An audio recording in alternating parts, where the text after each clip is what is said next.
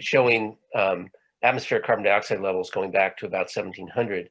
And you can see that with the dawn of the Industrial Revolution, we start getting this increase in carbon dioxide in the atmosphere. But it's not really till really post-war that post-World War II, that we really start to see things go crazy as fossil fuels become cheap and readily available, and the industrialization of the planet really starts to take off.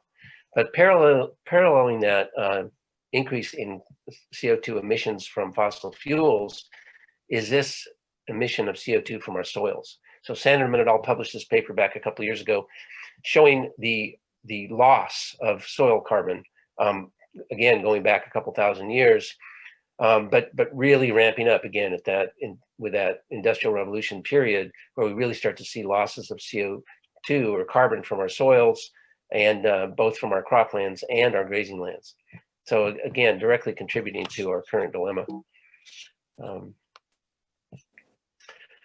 All of this, of course, the global scale has meant that our global soils are largely degraded. Most of our global soils have suffered some degree of degradation, to the point where back in 2015, the Food and Agriculture Organization of the United Nations declared that we had 60 harvests left.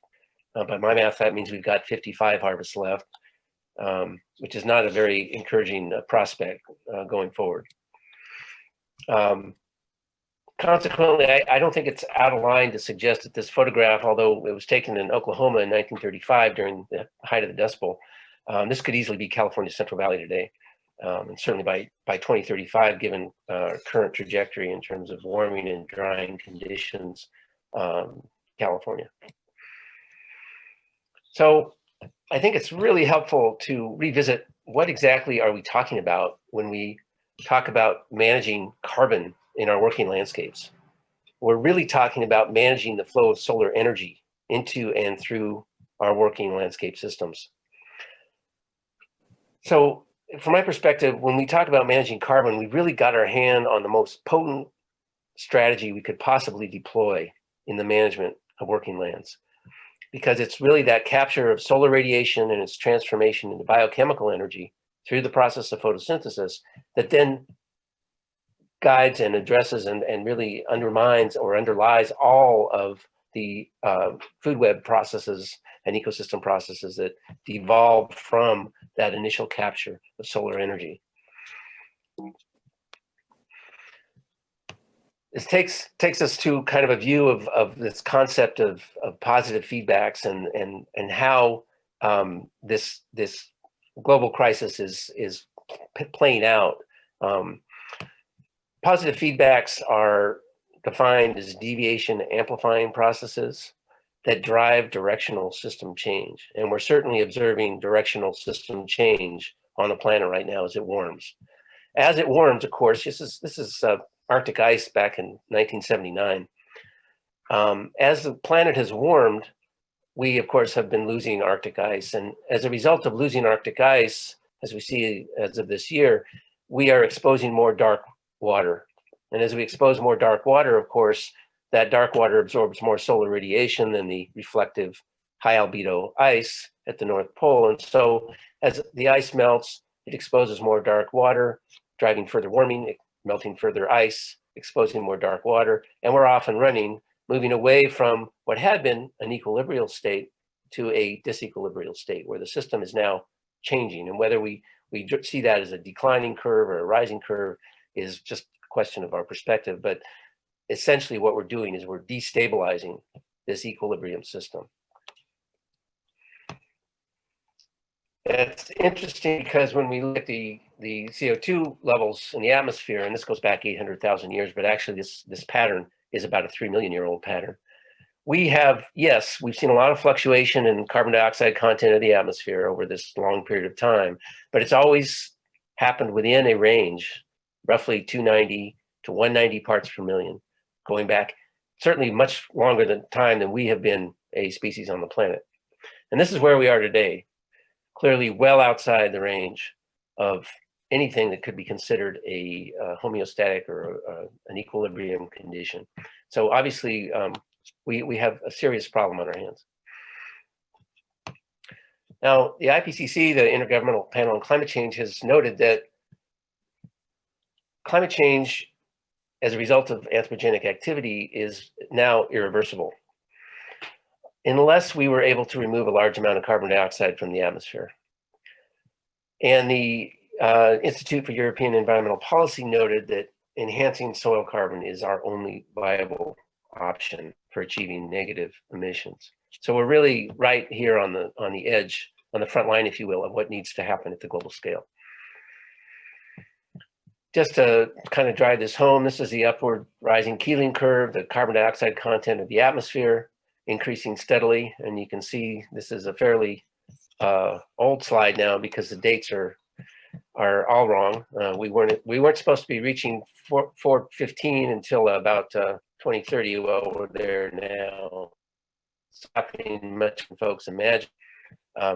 If we stopped burning all fossil fuels today, this is kind of what we would see with carbon dioxide levels. Yes, they would begin to decline, but they would continue to rise overall because of trajectories like that melting polar ice that are already in play. So what we need to do is bend this curve. That's really what we're facing here. Now that takes me to compost. And this was sort of my personal epiphany years ago when I was growing vegetables on the Marin coast. I realized in noodling this question, how is it possible? How is it possible to build soil fertility when I'm shipping produce off to market every day? And it dawned on me as I was pushing a wheelbarrow load of compost up the garden path that everything in that wheelbarrow had come out of the air. And at that point, there's this enormous reservoir sitting over our heads that we can draw from to build our soil fertility. And again, this goes back to early work done by von Helmont back in the 1500s, where he really tried to understand where does the mass of a growing tree come from. And he falsely concluded it came from water because that was basically the extent of the science of the day.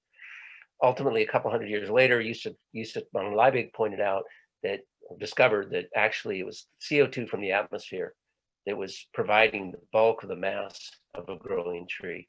And that in turn, of course, provides the bulk of the mass in finished compost. So following those grim Dust Bowl years, the Soil Conservation Service came up with this concept of tolerable soil loss. Managing our soil so that we don't lose any more soil than we gain on an annual basis. And that was a very important step in the right direction for the Soil Conservation Service to take at the time, given the enormous rates of soil loss that occurred during the Dust Bowl. But what are we saying when we talk about managing for tolerable soil loss? We're saying we want to manage for an equilibrium system state. Right now, or at least back in 2011 when this was put together, soil loss was happening at about 4 tons an acre on a national average basis. We continue to lose more soil than we produce in the United States on an annual basis. So we are not at an equilibrium state. Reaching that state would be helpful, but it's not enough now. The NRCS recognized this and has now looked at managing not for system stasis or homeostasis, but rather managing for system change. And how do we do that? We manage for capturing more carbon in our systems. We build our soil more quickly by capturing more carbon. So again, taking that equilibrial condition and moving it out of that state of equilibrium toward a higher energy or higher carbon, higher productive system state. That's what we need to do. So kind of with that background, back in 2008, we put our first compost on the ground, the Marin Car Project. But I want to emphasize that our goal here was not to test the effects of compost on pasture growth. Our goal here was to test whether a management intervention could increase soil carbon and that we could measure it. Our main concern was we were afraid we weren't going to be able to measure a small change in soil carbon that would accompany some management intervention. And so to test this idea that we could measure a small change in soil carbon, we simply decided to add some carbon to the system and then come back and see if we could measure it. It was a very simple hypothesis test. And so we did. We added some compost. In this case, it was 1/2 inch. That was about as much as we thought we could put out there without burying the vegetation. We put 1/2 inch of compost out. This is going out onto the UC experiment station field station soil pastures up in Yuba County. We did the same thing in Marin County. And then Becca Riles, now Dr. Becca Riles at UC Merced, conducted her doctoral dissertation on what happened next. First thing we saw in the spring of the year was that the cattle were preferentially grazing the treated plots. And when we actually tested that forage, evaluated that forage in the lab, we found that it contained higher protein than the control plots. So the cows were able to detect that, and they were happily taking advantage of it. The next thing we saw was that the amount of forage was higher on the treated plots. Not perhaps too surprising. We saw a percent increase postal site, a 70% increase on the drier interior site. What I point out here is that this is showing you only a few years of data, but we saw this trend of increased forage production continuing across the 5 years of the study. We only added compost in year 1. A message we weren't able to get across to CDFA when they developed their program. But we only put compost on the ground in year 1, and yet we saw a relative increase in forage production continuing now with 10 years of data. We see the same trend, higher production on the compost treated site. And we also saw an increase in soil carbon. And again, this was above and beyond the carbon contained in the compost, because we knew exactly how much of that we had put on the ground. This is above and beyond the compost additions. Again, only applied compost in year 1, but saw a relative increase in soil carbon across all the years of the study, fluctuating primarily with rainfall events, of course, but nevertheless, maintaining that advantage over the control plots throughout the research period. So what did we see? What did we learn? This is a slide that was in a paper published by Riles and others in 2015, coming out of the Marine Carbon Project work, partnering with folks at Colorado State University to put that data into the DayCent model, which is a daily time step version of the Century ecosystem carbon model, to evaluate what are the ecosystem impacts of this practice. Now, this is the compost carbon going on in year 1, a big healthy slug of solar energy and carbon going on the system in the first year. And that compost decay curve is fairly rapid, although if you look at it's actually, takes place over several decades, but nevertheless, it's a rather steep degradation curve on the compost. What we had not anticipated, and which was really a game changer for me in my understanding of this work, was the ecosystem response to that one-time application of compost.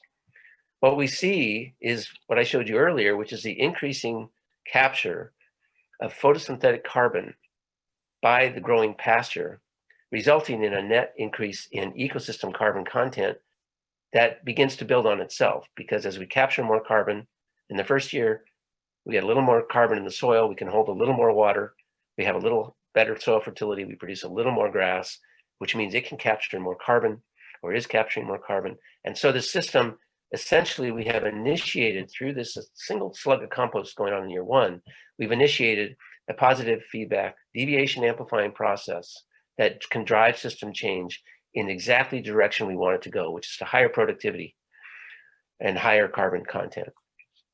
So very exciting result. It gives us a sense. And now this has been replicated on 50 across the state.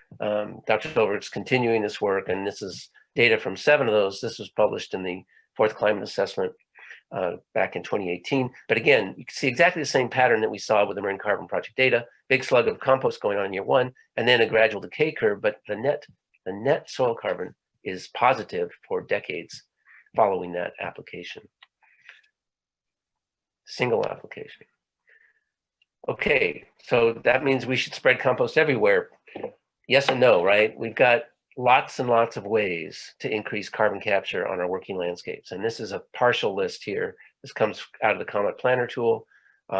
This is a list put together by NRCS, and every one of these practices has had some kind of a numeric value attached to it with respect to relative to your location and relative to your soils and relative to the practice.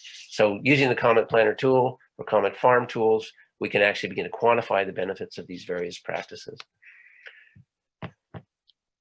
We realized that to deploy this information, we really needed to be in a whole farm perspective. And so we developed a carbon farm planning process, really just stealing the NRCS conservation planning process, but putting carbon at the center of that process, recognizing, as ARS does in this schematic here, that carbon is the key for agricultural productivity and resilience. And if we can build our farm and ranch plans around carbon capture opportunities, it actually simplifies the planning process because it connects our on-farm practices directly with the key ecosystem process underlying our agricultural production systems, including the flow of energy into those systems and through those systems, on-farm water holding capacity, soil health, however you want to define that, agricultural productivity, climate change mitigation, and ultimately on-farm climate resilience. So Comet Planner, I mentioned, a great, easy to use tool has made quantifying the impacts of our carbon plans very simple. We've partnered with folks at Colorado State to make this tool more and more relevant over time. Obviously, where we have good local data, as we did with the Marin Carbon Project or the Marin Creek study that David Lewis's team did back in 2015, we'll use that local data in preference to obviously Comet Planner. But Comet Planner is a good, conservative, generic tool and very handy to use. Out of this work has emerged this whole concept of a climate beneficial agriculture. And Scott mentioned this.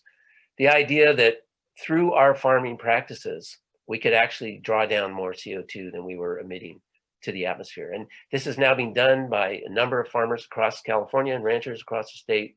These are two folks up in Marin County, Stemple Creek and Jensen Ranch, partnering with Cayuchi, a fabric company that is now producing a line of climate beneficial products derived from the wool that these gentlemen are producing on their ranches. Similarly, the folks up in on the Bear Ranch up in Modoc and Larson counties have partnered with North Face, using their carbon farm plan to quantify the benefits of their ranch and farm practices, and resulting in this partnership with North Face that both provided them some funding to develop their on-farm compost operation and do some other practices like planting hedgerows and so forth, but now getting a marketing advantages as a result of the story that North Face is able to tell around this Cali wool collection. So folks at Organic Valley similarly got excited about carbon farming concept and partnered with Carbon Cycle Institute and some of our local dairies here in the North Bay, developed the first 3 dairy carbon farm plans. Well, not the first. The first was Strauss, actually, that's part of the Marin Carbon Project. But Organic Valley is now taking this throughout their national network. So they're working in Oregon and Wisconsin and looking to basically spread the carbon farming concept throughout their work. I'd emphasize that our goal is clearly not to develop carbon farm plans that don't sequester a heck of a lot of carbon. The goal here is to work with ranchers and farmers to help them understand and take advantage of the enormous opportunity represented by the reservoir of carbon dioxide that they are obviously tapped into. They have to be. We wouldn't be farming without it. But there are opportunities to increase the rate at which they're pulling that solar energy or that carbon dioxide out of the atmosphere and turning it into either soil fertility or the marketable products of their agricultural operation. And these are just a few of the folks and resource conservation districts and land trusts that we've partnered with over the last few years. So we're now working with, actually I think it's 41 RCDs now across California and some partner organizations, land trusts and others.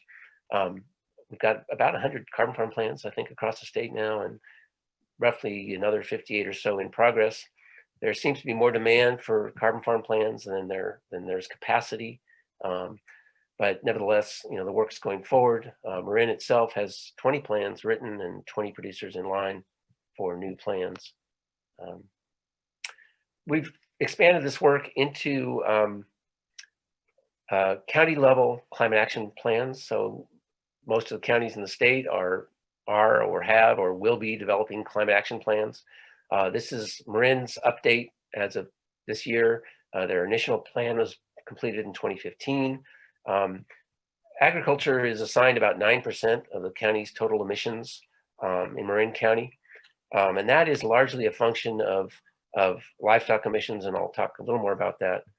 In 2015, carbon farming was mentioned. We were 2 years into the work, and we were able to get carbon farming into the climate action plan for Marin County, but it was really only seen as sort of a potential future measure. This year, carbon farming is an integral part of the plan, and in fact, the county is looking to carbon farming as a major greenhouse gas reduction strategy for the county of Marin. Now, the 9% of county emissions that are being attributed to livestock are largely a function of manure management and enteric fermentation. But and a little bit from fertilizer application, which is probably erroneous because most of our producers in Marin are organic and nobody's using synthetic fertilizer. But nevertheless, these numbers come out of a metric document that the organization that's doing this work or that underlies this work has come up with these values based on livestock numbers. We could challenge those, and we have within the Marin plan if you care to look at it. In any case, we're looking at about 118,000 metric tons of emissions assigned to agriculture within the Marin Climate Action Plan, and again, largely because of this spike in methane in the atmosphere, which parallels the spike in carbon dioxide. Recent work that I'm aware of is attributing almost all of this to fossil fuel extraction, and very, very little of it to livestock. This is emphasized, I think, in this work out of the Clear Center out of UC Davis, really showing that when we're talking about pasture-based livestock operations, grass-based livestock operations, we're really talking about, in terms of enteric emissions, we're talking about a biogenic carbon that is very short term. The methane emitted by livestock through enteric emissions has a life in the atmosphere of 10 to 12 years, and it's very quickly recycled as carbon dioxide back to the grass and then back to the cow. So I think there are good reasons to challenge the numbers that folks are currently using as it pertains, again, to pasture-based systems. I'm not talking about industrial meat production or intensive dairy production. We looked at the opportunities for compost application on rangeland in Marin County. We took all of the working lands in the county. We subtracted the lands that weren't actually being farmed or ranched, that were excessively steep for equipment, that were too close to waterways, and that had serpentine soils that might host unique plant communities that we didn't want to necessarily mess with. We came up with about 60,000 acres of Marin County ranchland that was suitable for compost application. We used a very local Marin County derived sequestration value. This is very different than the one you'll see that ARB and CDFA came up with, because they used an entirely different approach. Ours is based solely on the added carbon capture from the atmosphere resulting from compost application. This yields 80 or 90,000 tons of carbon dioxide avoided. That's 75% of the Marin County annual ag emissions right there. If you add David Lewis's Creek carbon work, which has just been published with Mastec and others, we see about the potential for about 1 million tons of CO2 removal from the atmosphere over a 20-year time horizon. So if we combine that with the compost application and the creek sequestration together, we're able to offset about 100% of annual ag emissions for the county of Marin. In other words, ag is clearly a potential negative carbon solution for Marin County. There's a water piece to all this that I think most of you are aware of. NRCS has suggested as we increase soil organic matter by 1%, we increase our water holding capacity by about 1 acre inch. We saw this with the Marine Carbon Project work. We saw increased volumetric water content on our treated plots in the Marin project. Just a graphic illustration of what that means. Same soil on either side of this fence, one side managed for carbon increase, one not. Obvious differences. This is a 4,500 acre ranch, again, up in northeastern California. Looking at a 20-year increase in soil organic matter of about 64,000 metric tons if the plan were fully implemented. That would result in an increase in water holding capacity of over 520 acre feet across that 4,500 acre ranch. Pretty significant increase. Work's been done across the entire state now, or at least the working lands of the state, by the Flints. This was published in 2018 as part of the fourth climate assessment, showing what happens when you increase soil organic matter by 1%, 2%, 3% across the state's working land soils. In almost every case, some more than others, but in almost every case, we see a significant increase in soil moisture storage, actual evapotranspiration, in other words, plant productivity, and groundwater recharge. So clear benefits to the state from a hydrological perspective, about 6 million acre feet, if we look at this statewide. So quoting Aldo Leopold, and I'll close it up here, land is not just soil, but it's a fountain of energy flowing through a circuit of soils, plants, and animals. I think it's a really beautiful way to think about it all. And so ultimately, the good news is I think we can do this work, but we really need to get going. And I'm really excited to hear what Scott's already up to scale this work up. So thank you very much. Jeff, thank you so much. We actually have 5 minutes for questions before Corey goes. So can I ask a few off the chat here that came in while you were talking? Yeah, absolutely. Yeah. Cool. Okay. So first question, let's see. Do you have any idea what the microbial mix of any of the compost you're applying from this new project or prior projects, plus how much is the cost per acre for the compost applications? Yeah, no microbial work at all. I'm of a school that says you build it and they will come. And I think that thinking that we're going to change soil microbiology by adding little compost, we will change soil biology by adding compost, but I don't think it's going to come as a result of the microbes that are in the compost. It's going to come as the biology of that soil begins to kick in and take advantage of that increased availability of energy and nutrients that comes along with that compost. So I appreciate the question, but I perceive the problem a little differently. As far as costs, we've seen costs all over the map. If a producer can make their own, it can be done very cheaply. If you're going to purchase it and pay for spreading and all of that, we've seen costs as high as $1,200 an acre. It's of course made more expensive by CDFA's suggestion that we have to do this 3 years in a row. Our data shows one-time application is fine, is adequate. But so there's not really a simple answer to that question. Really depends on where your compost is coming from, whether you're making it yourself, who's doing the spreading, and so on. Okay, there's a few soil microbiology questions in here that I'm wondering if we should take it separately. But I also have a question about if you could repeat your view or definition of soil. Oh boy. Well, my friend Susan Engelbree, who I worked with as a restoration ecologist for many years, defines soil as placenta. And I think that's probably the best definition I've ever seen. Soil is the living skin of the earth.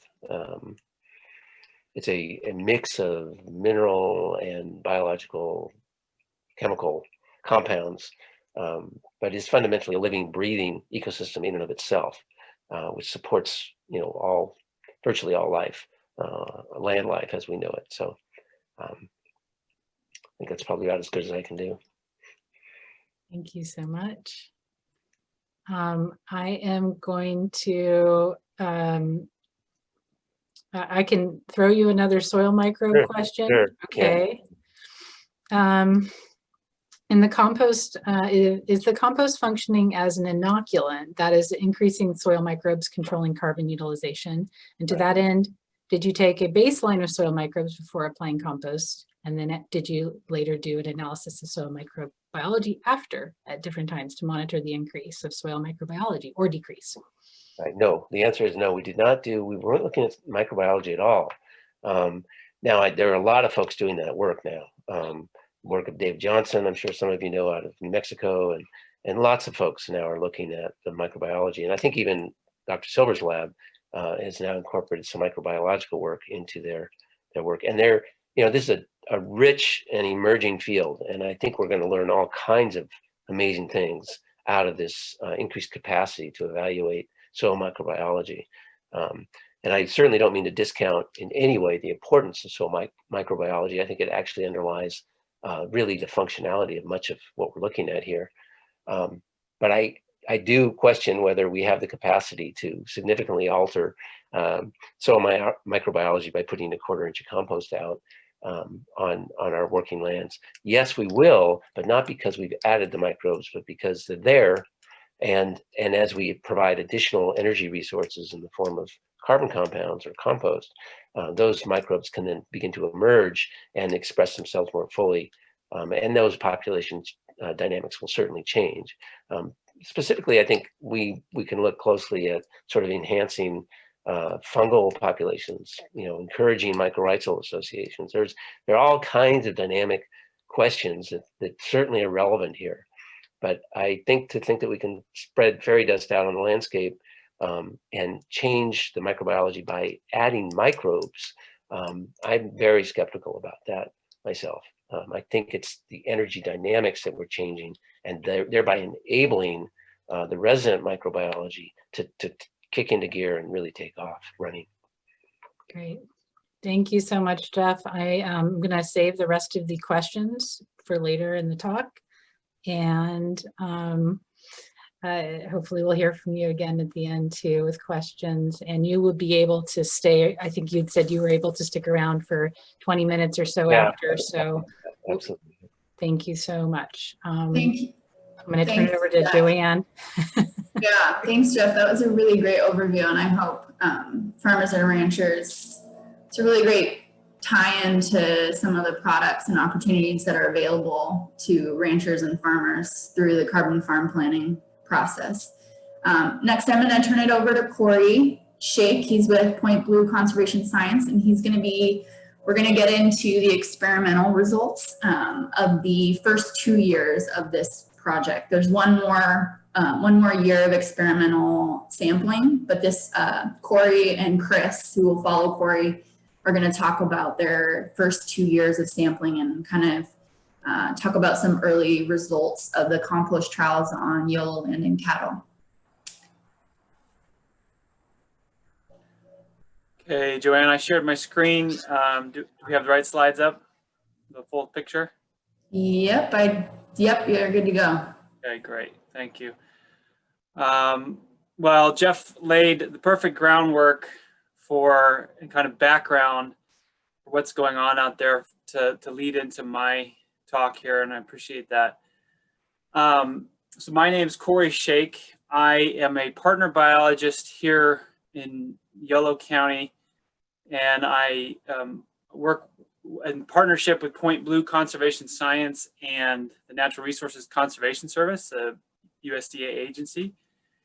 And what I'm going to be covering today is, so I helped coordinate from the start much of the monitoring effort to track the impacts of this compost application on the ecosystem here, and particularly on the soil, certain soil aspects, forage production, and plant community response to these compost applications. So that's what I'm going to cover today.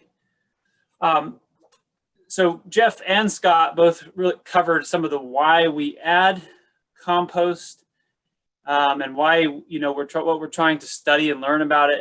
And Jeff did a really great job of covering what the Marin Carbon Project and the Silver Lab has covered. And that's really great.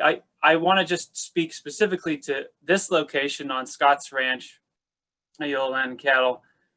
What we're looking to kind of evaluate here is, first of all, just compare to other studies, compare to the Marin Carbon Project, compare to what was done there, and kind of see how compost application is working in other places. So right here at Yolo Land and Cattle Ranch. And And then also there's a possible question here about different application rates, because as Jeff mentioned, CDFA required us in this particular demonstration project to apply compost at over 3 years instead of one single application, and we thus split it up into a much lighter rate than the 1/4 inch that was described and used in the Marin Carbon Project and Silver Lab paper. So we can see how these different application rates might change the outcomes for the aspects we're looking at. And then we also hope to add to the picture of cost benefit analysis. I'm not going to cover that today, but you know, we want to look at, you know, what are the benefits that we're accruing from an ecosystem perspective, but also to the cattle grazing out there. How much more forage are we producing for these animals? And then put that in terms of how much did it cost to put all that on the ground. But like I said, I'm not going to cover that today, but we'll get there in due time. Here's a bit of a blurry map of where we're at, where Yolo and Cattle Home Ranch is at. Pretty much straight west of Sacramento on the edge of the Central Valley in pretty low-lying rangeland, foothill rangelands. And here's how and where we applied that compost. So this, as Scott mentioned at the beginning, we were seeking to apply compost to 50 acres for this demonstration project. And so we ended up splitting it up into 3 different compost areas. Each one, so 2 of them are about 15 acres and 1 is about 20 acres.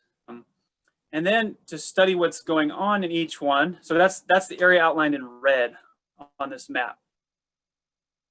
And we tried to put them where the soil types were the same, and so we established in each of those a single 50-meter radius plot in which we did all of our measurements, and also Chris Potter did his measurements in the same locations, and he'll describe that more.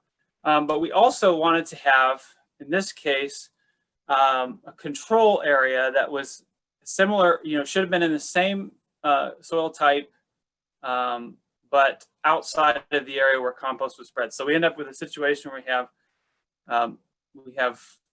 we're tracking all of these things through an area where compost is applied and where no compost is applied, supposedly similar areas. And one thing, Joanne mentioned that we've got 2 years of results, but in my case, with all of the stuff that I've measured, we actually have 1 year. This is very important kind of to the results and how I present them. We have 1 year where I collected this data prior to compost. So that would have been in 2018. The first compost was then spread after that data collection in October 2018. And then we did 2 years after that. I'm going to make an attempt here because I think it'd be fun I have a video linked here. We'll see. I'm probably gonna have to stop my screen share and then do a different screen share, but I'm going to get to that. But first I'll say, here's the compost spreading method. That is one of Westside Spreading, the company that did the work here that Scott mentioned. That's their truck out there spreading compost around one of our forage production exclosures. And so this is residential green waste. The analysis of the compost showed that it's for the 3 different applications, that it has a carbon and nitrogen ratio of about 15 to 17, depending on what year. And then very important here, and again, back to this idea of the application rate and the amount of compost put on the ground. So the Marin Carbon Project, as Jeff said, put on half an inch of compost. We were targeting half of that in total, so a 1/4 inch, which is about 15 dry tons per acre. But because of the requirement to do this over 3 years, we ended up putting on 5 dry tons each year. So for rain, so that was usually late September or October. Now, if I can, I'm going to try and do this video. Let me try it out here. So what I'm going to have to do is probably switch my screen.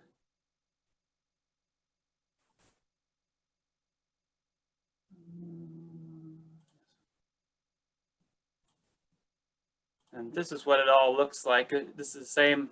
Can everybody see that? Should be a video playing shortly.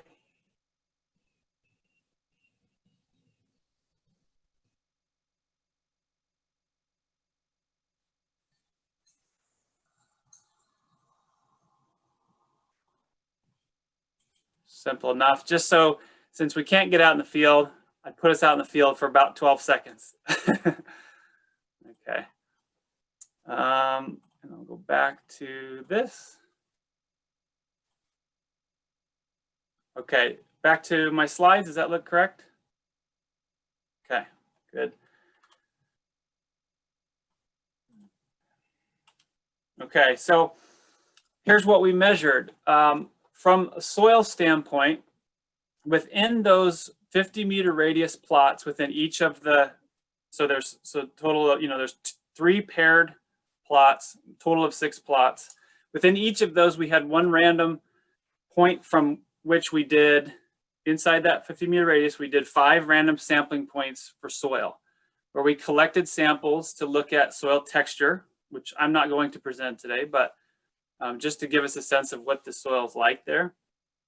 And then soil organic carbon, which we sent off to a lab for analysis.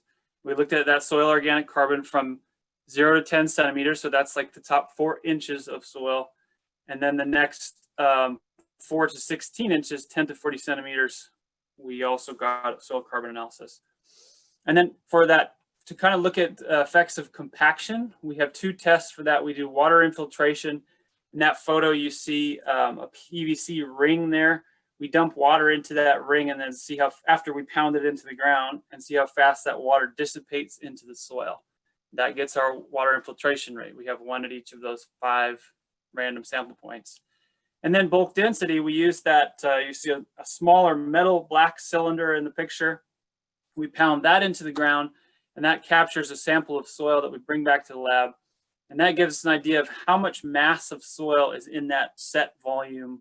And that's our bulk density measurement. So in the pandemic, it's hard to find help. People couldn't travel in lockdown, so I had to enlist my son. He's out here measuring forage production with me. And so for forage production, we needed to exclude cattle grazing so we could get a picture of what grass is produced without it being chomped away. So we built exclosures to do that. And in each exclosure, in each year at peak standing biomass, that's when the grass is kind of at the peak weight that it's going to be. And usually that was around early May.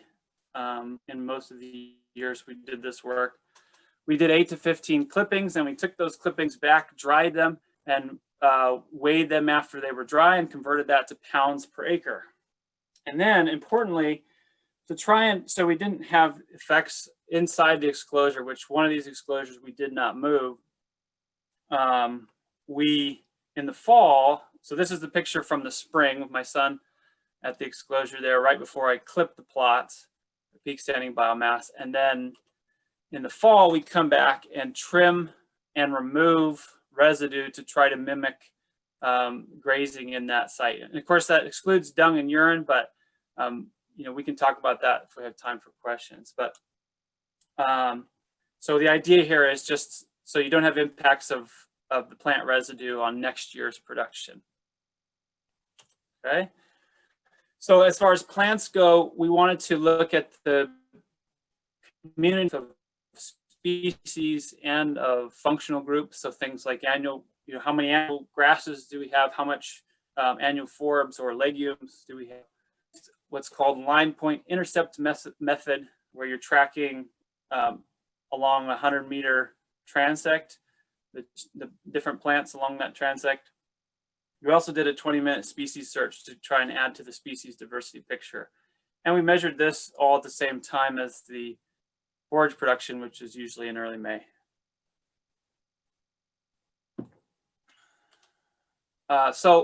Okay, now I'm going to get into the results so far. And as again, remember, we collected data before, 1 year before, and now 2 years after. But remember, we also have 1 more year to collect this data. So we're just looking at preliminary results.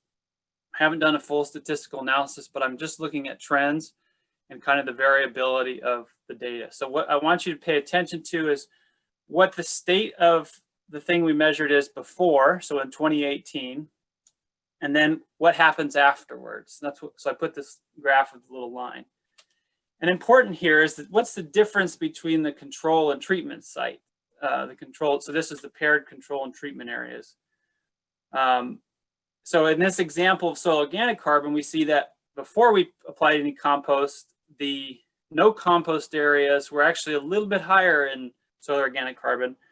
But then after, 2 years after, you see this transition where you see the compost, which is in green, the soil organic carbon in the composted sites starts to increase above and away from the no compost sites. So that's what I want you to pay attention to. And this is just to guide you through this.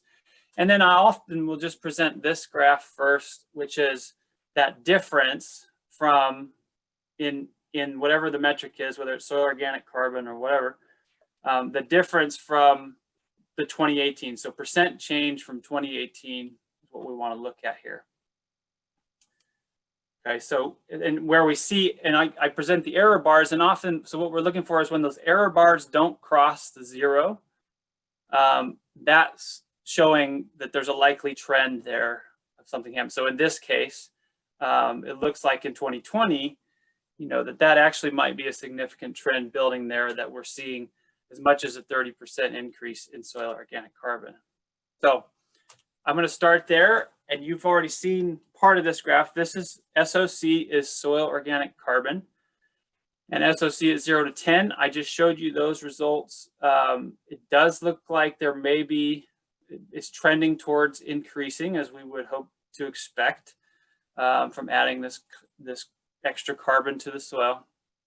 But then at the deeper down in the soil profile, 10 to 40 centimeters, it doesn't look like there's anything quite going on. And when you look at that on these graphs, you see that, for one, soil organic carbon at the surface is actually higher, and that's what we would expect. You know, it's in the range of about, you know, 1 to 2 or 2.5%, and down deeper it's more like 0.4 to 1%. But you see the paths diverging there for soil organic carbon in the top layer. And on the layer, you see it's a much more stable and also less variable. So those error bars are a lot shorter. So that's what we're looking at there. Now, when we look at our measures of compaction, water infiltration, and bulk density, water infiltration we've been using that metric in a lot of, I mean, across our monitoring network that Point Blue maintains, and it has been a tricky metric to pin down. And you can see in this case, it also just, in this, in our case here, that it's going 2 different directions in each of the 2 years. So that is interesting, and those are showing up as, you know, possibly significant trends, but I'm not sure what's going on there. But on bulk density, we see one thing that we would hope for and expect. We want to see decreasing bulk density. That means the soil is less compacted, less tight in that little column that we measure it in. And so we see that in 2020, we might be tending towards less bulk density, which is good and what we would expect and hope for. Here's the graphs. I think you can again see, let's just look at the bulk density graph in particular. You see that it's diverging there. You see that in the compost, it's going down, and in the no compost, it's kind of staying stable or going up slightly. Now, in forage, this one was an interesting one and continues to be an interesting one. In the first year, we saw a result that was opposite what we expected. It's not a strong result in that first year, but in the next year, in 2020, we saw something, you know, the same trend, but a stronger response. And that's that it appears that forage biomass in the exclosures where the compost is being applied is actually decreasing relative to where it's not being applied. So here's the graph and what that looks like.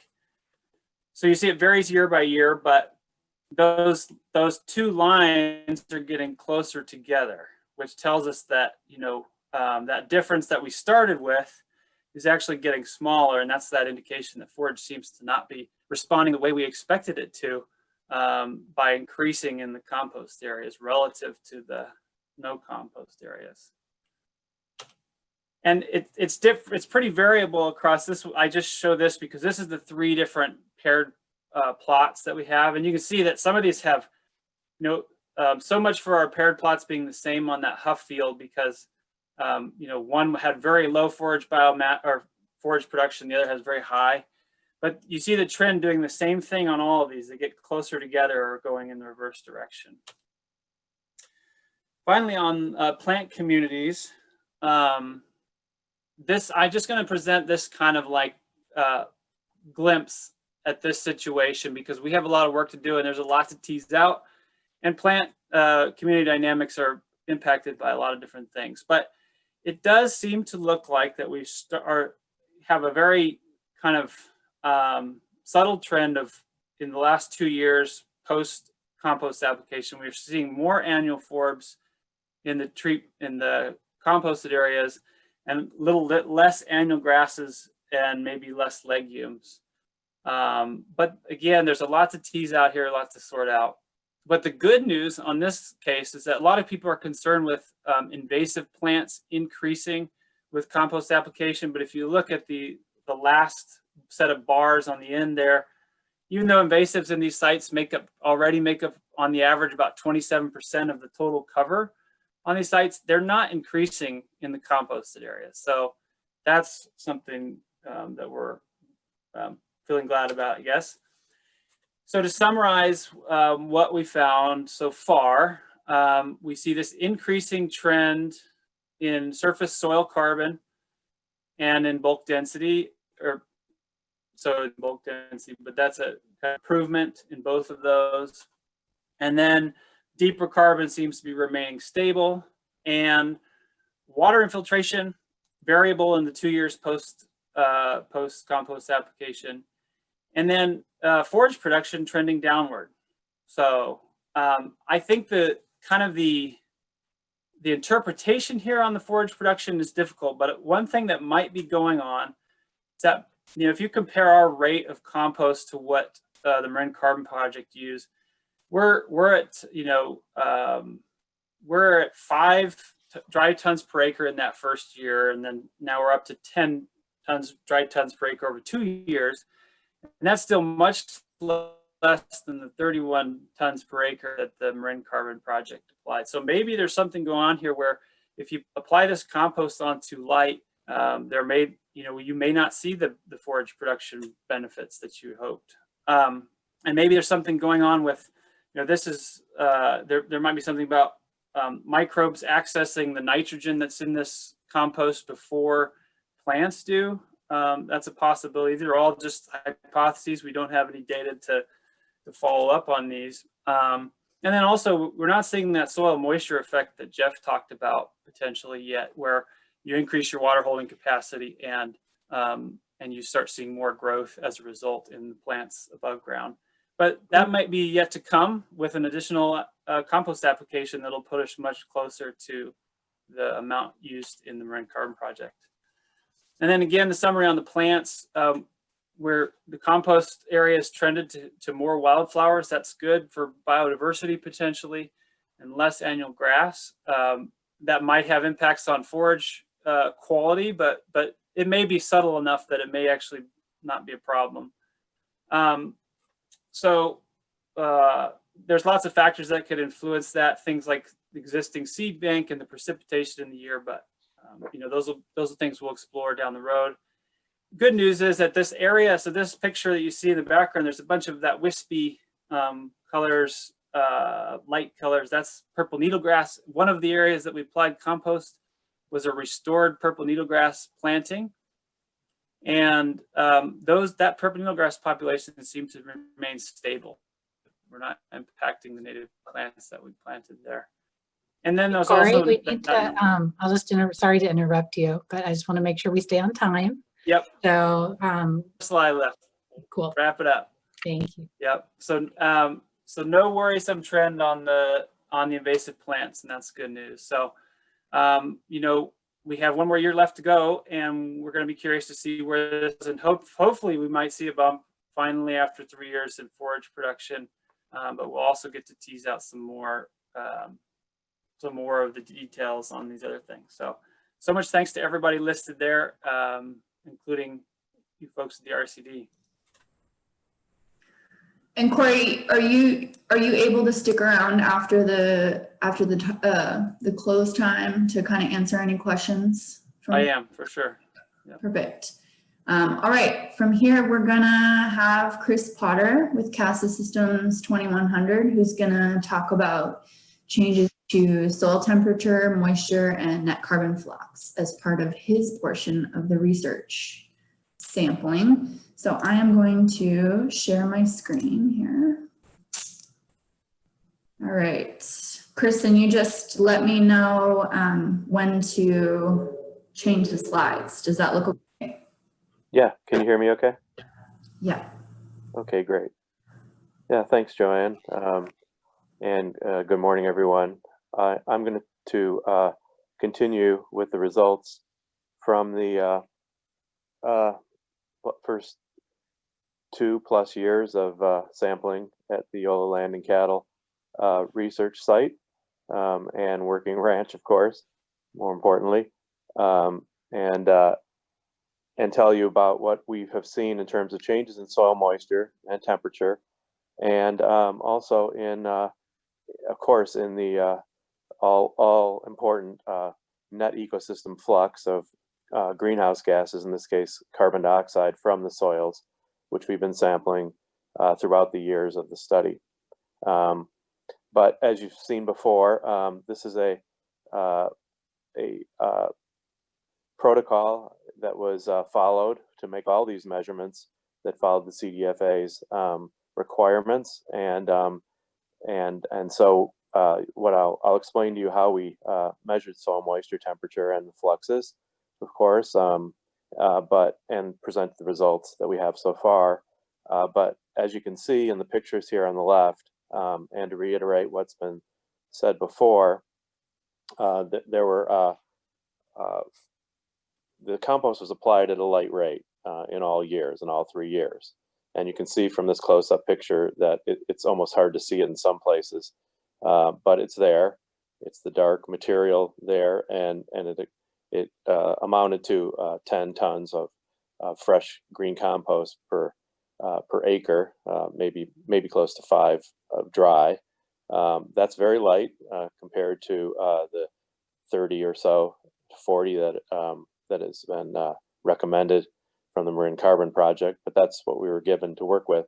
And on the right, you can see here, just conceptually, from previous work using compost in soils very similar to the ones on the Marin or at the Yolo site, which has very heavy clay soils. They do crack, and when they dry out in the summer, they become very, very hard. It's hard to get a soil probe into them without breaking it in the dry months like June, July, August. So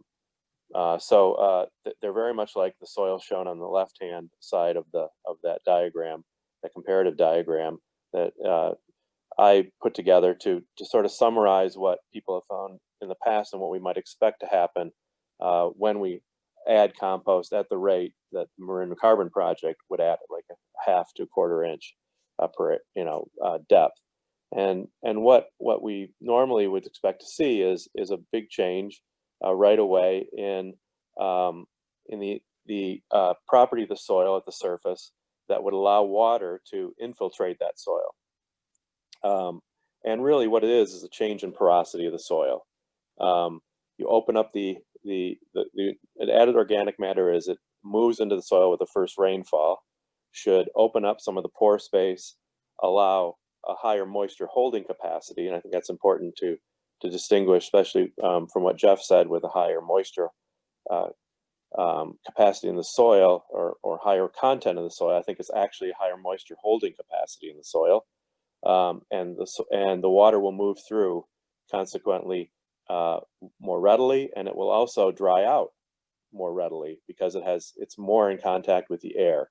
The airspace in the soil is now coupled to the air, and that's really good for root growth, of course, and possibly microbial proliferation from the priming of the pump because these are carbon-starved soils.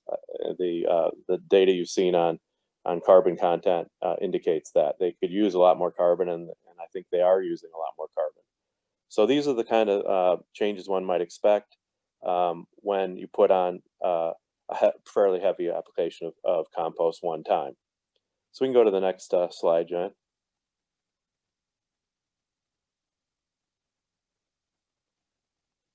So you've seen the diagram in the upper left that in the previous presentation, and one thing that we did and became obvious to me as I made the first measurements of soil moisture and temperature, at the time I was making the first soil CO2 flux measurements, is I saw a lot of potential difference already in the soil moisture measurements I was making, because every time I put down a collar and make the CO2 measurement at that point, I also make at that time of that day a soil moisture and temperature measurement to go with it, to correlate with it. And I was seeing right away that the composted soils after the first year seem to be different in moisture content, a little bit lower all the time compared to the composted areas. So we mobilized then and did another dimension to the experiment, put out data loggers with soil moisture probes inside the exclosure, but then the probes were all put outside the exclosure in the grazed area. So we're actually looking at the areas that were composted and grazed. And so we have now almost 3 years going into it of continuous hourly soil moisture and temperature measurements now at all 3 pasture comparative sites. And I think it's really, really instructive to look at what's been happening right away. So here's the series of graphs in the left-hand panel show you first the precipitation that occurred after the first compost application in 2018, and then the rainfall in 2019. December of 2018 was a really high rainfall year. It really came in buckets, and when I went out there to make the first measurements, it was difficult because there was so much water running around the sites. I had to actually wade and my equipment portage a couple little streams that had formed. Never seen that again, but it was a very wet year, and that first rainfall event was sort of off the chart, and it saturated all the soils, as you can see in the hourly measurements of soil moisture at four different probes on that first Huff pasture comparison. The control is above, and the compost treated is below.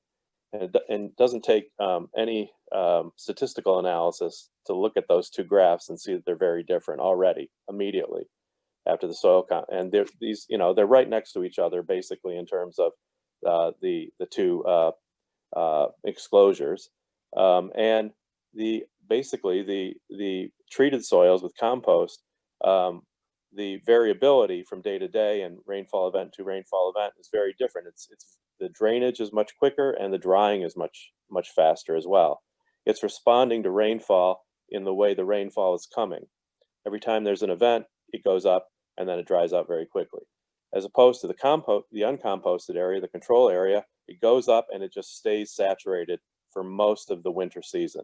This is the season when plants really aren't growing out there at all. They're waiting to grow because and particularly this year, it was very cold during January and February compared to other years. So we got virtually no plant growth. They're not playing a role in this whole thing. It's precipitation and soil texture or porosity driven dynamic I think we're seeing here.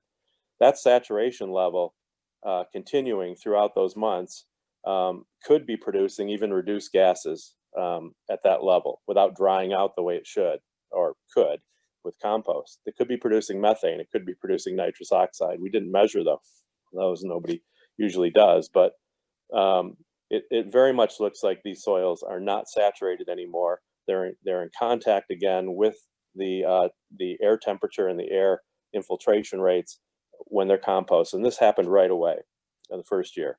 And it continued throughout the second year. I keep monitoring it. Here's data from the second year from the other, the corral site, the blower one in the map diagram on the left. And that's, you know, if you went out there and looked at this, you'd see this is really one big pasture that's very flat. It's been divided into a treatment and control area, but the difference in forage production, soil type is you know, negligible there. But still, we saw a big difference in the year. And in the second year we put a probe, not both at 5 centimeters depth, which were the ones on the left, and also at about a 40 centimeter depth, 20 to 40 centimeter depth, so we could get a profile.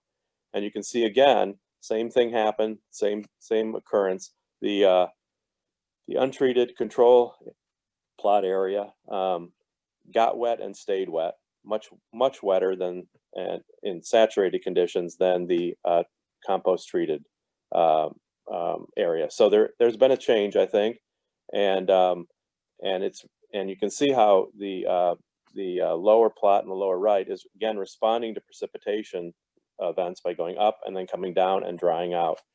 And the lower surface layer is now different from the sub-root layer, rooting zone layer, in that it's drying out better and staying dried out at the surface. Again, in touch with the atmospheric conditions much more.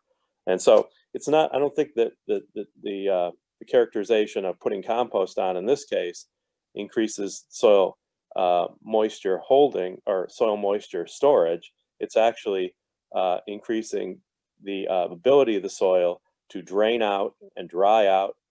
Its moisture holding capacity may be higher, but it's not getting saturated and probably not producing the kind of stunted, reduced greenhouse gas emissions that the compacted, uncomposted soil is. So it's kind of uncompacting the soil, if you will, right away, and continuing to do it into the second year. We saw the same thing across all the 3 paired plots here with the soil moisture. So next one, I'll move on to a soil temperature comparison, because I think that's also very interesting. This is the one I've gotten so far out of the soil. These are hobo sensors that I have to put into the soil. They stay in and for a year until they're filled up the data logger, and then I extract them. So here's the first one comparison I extracted from that one at the Huff site. And you can see that before the first rainfall event and compost, I'm showing you the time period from when compost was put on forward for a seasonal comparison here. Before the rainfall occurred, there was compost on there, but the temperature in the 2 comparisons, so the dark line is the uncomposted temperature, hourly temperature, and the light line is the composted plot. And beforehand, they're pretty much going along together. The composted area was even a little higher during a mini heat wave we had in late November. Then as soon as the rainfall occurred, and I think the hypothesis is that the compost got leached down in and sort of incorporated through rainfall infiltration into the soil, the composted soil temperature dropped consistently below by a few degrees centigrade on almost every day. If you look at the tabular data here, below the uncomposted area. So again, it suggests that strongly that the composted site, once rainfall occurred there and there was a chance to incorporate and infiltrate into the soil, opened up the pores and created a connection between the soil pore space and the air temperature. And since water is a very good conductor and heat capacity, a holder of heat, I think the saturated soils here, more saturated soils in the control areas held on to their moisture and didn't evaporate it as much to allow cooler air to come into the soil. So that's the hypothesis there, and we'll see if the rest of the soil temperature comparisons, which are now going on and recording at all the sites, all the paired sites, bear this out. Okay, so the next slide we'll get into the big payoff, which is measuring the net CO2 fluxes here. So what I do is I put 5 soil collars out before the day before. We're going to make a measurement of net ecosystem flux from the plants and soils, and you can see I use a Lycor infrared gas analyzer, portable one, that goes to each of those collar sites along the transect on each one. So we've got a total of 30 soil collars that are put out there, and those measurements are made during the next day with this clear top, and which allows the plants to participate in the soil flux, in the overall net ecosystem flux assessment. That's very different from most of the other soil CO2 gas emission experiments that have been done in California and around the country, in that they use a dark chamber and you just see the soil respiration. In this case, we're seeing a true net ecosystem flux because the plants can all fit in here normally, almost always, don't have to clip any out. And so the plant is continuing to photosynthesize, and its roots are continuing to respire, as well as the microbes respiring. So we get a net flux. A positive flux, in this case, the way Lycor measures it, expresses it, means there's more emission from the soil than there is going into the soil from plant uptake. A negative flux means that the plants are taking more out of the atmosphere than the soil is emitting. And so this is more or less akin to the kind of measurements that's made with a tower flux site, where you're looking at the whole pasture at once in the footprint of the pasture. Here we have a very small footprint of a 20 centimeter diameter collar, but we replicated them 5 times on each plot, hoping to get our variability down and under control. So you can see the various days on which I measured.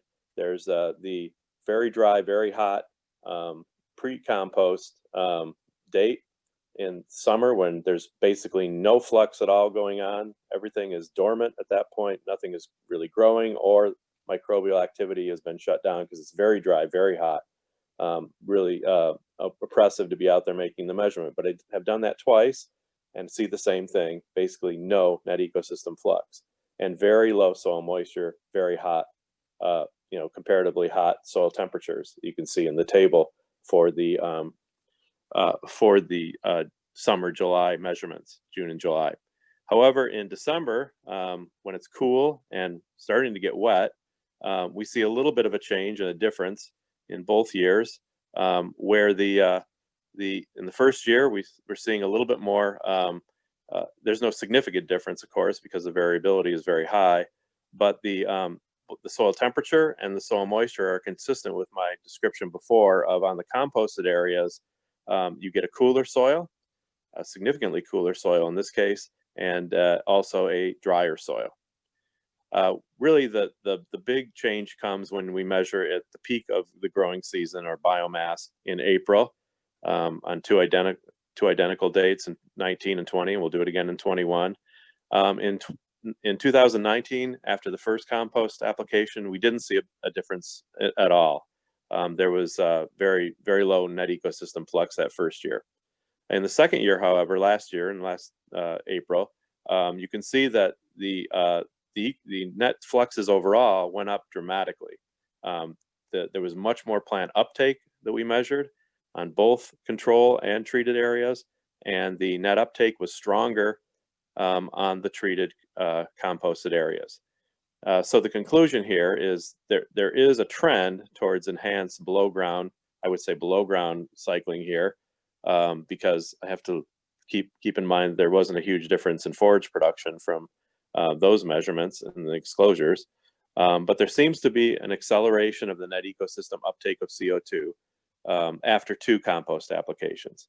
However, and this is of course the big caveat in all of this, our spatial variability here is enormous across the grazed areas here. If you go out there and just walk around, in some places you can hit a divot and twist an ankle in one area because there's been so much hoof activity from the cattle. That's normal. They're heavy animals, and they make divots. And if you happen to put your collar down on one or next to one, you're very likely to get a completely different soil flux and plant flux measurement from an area that hasn't been trampled as much or used as much by the cattle. And so there's a huge amount of variability over the site. So far, our variation is too high to say that there are statistical differences in these trends of net CO2 flux. But it's encouraging to see it going in a direction that would suggest higher uptake, higher carbon cycling in the soil, and I think predominantly higher root growth below ground. We can't see the root growth above ground. We can't measure it easily at all. This is the one way you can infer that something better is going on below ground in the composted areas by looking at these flux measurements. So last slide, to just sort of wrap up what we think we're learning here, I think. So as has been said numerous times during the presentation, we're having to cope with lower compost application rates than we would like to in terms of a scientifically supported experiment. We're looking at 10 tons per acre versus the Marin Carbon Project or the Silver Labs experiments on 40 tons per acre, so much less. We're putting it on in 3 consecutive years to stay with the protocols instead of once every 10 years, which was proved to be adequate. And then the CDFA requirement is to do a minimum of 3 soil color or soil flux measurements per pasture, whether it's a control or treatment. We've almost doubled that and still have variability that's too high.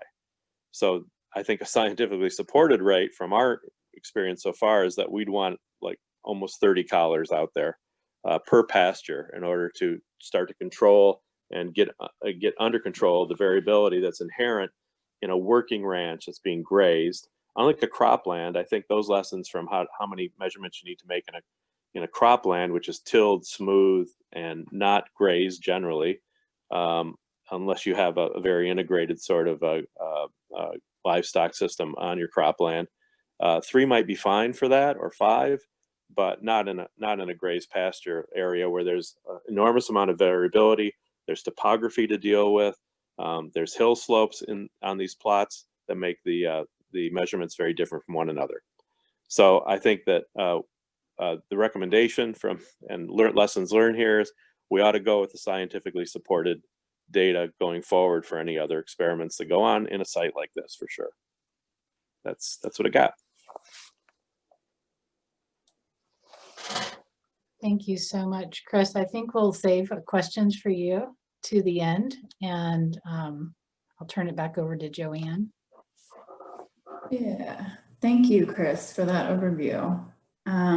We are going to next have Stephanie Larson from UCANR give a program overview of the Match.Graze platform. So I'm going to stop sharing here. And Stephanie, are you? I am. Okay, here we go.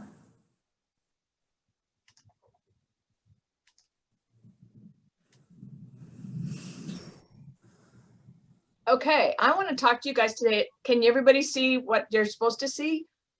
Make sure I'm showing the right version. Yep. Okay, so I want to talk to you today about a program that I started and launched just this October called Match.Graze.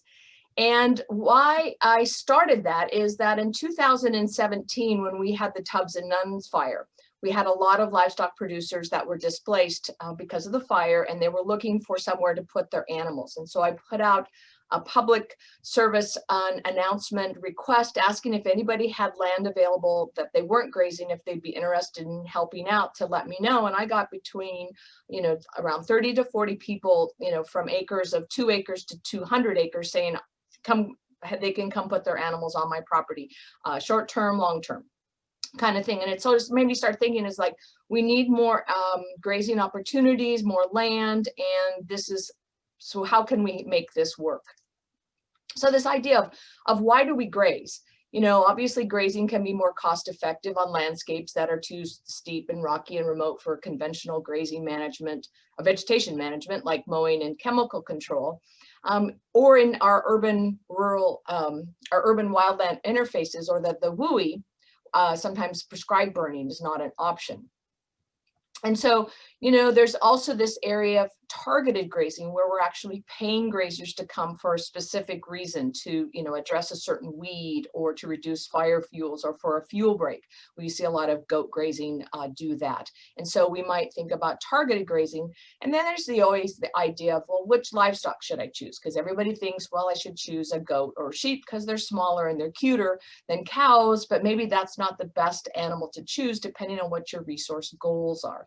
So we're thought about that, you know, from grazing perspective and the animals perspective and trying to make that all come together. So, and we've had some really great talks this morning about carbon and, you know, reducing greenhouse gases. And so from a perspective of grazing, you know, people ask, well, why should we graze? Well, as we've talked about this morning, is studies which tracked soil carbon sequestration and beef finishing systems that showed that managed grazing results in a net carbon sink.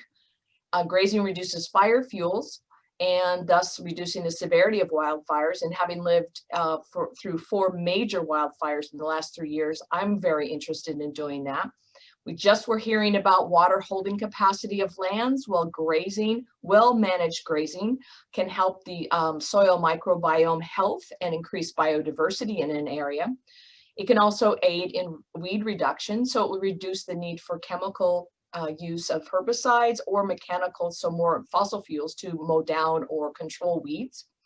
And it can be reduces association with confined animals. So we have more of this opportunity to get working landscapes working, having more grazing animals go out onto our working landscapes, and to manage them, taking the energy the animals they need from the plants.